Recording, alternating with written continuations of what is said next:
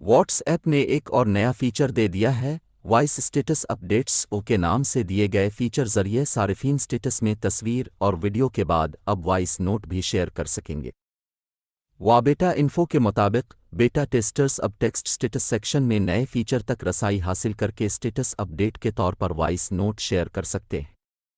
Voice note के लिए ज़्यादा से ज़्यादा रिकॉर्डिंग का वक्त 30 सेकंड है। सार्फिन को स्टेटस के ज़रिए शेयर किए गए वॉइस नोट सुनने के लिए अपने व्हाट्सएप के वर्जन को अपडेट करना होगा।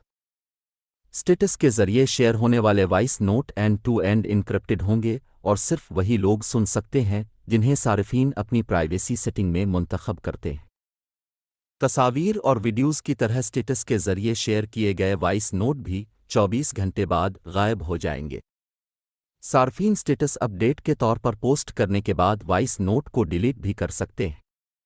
रिपोर्ट में कहा गया है कि ये नया फीचर आइंदा हफ्तों में मज़ीद सार्फिन तक पहुंच जाएगा।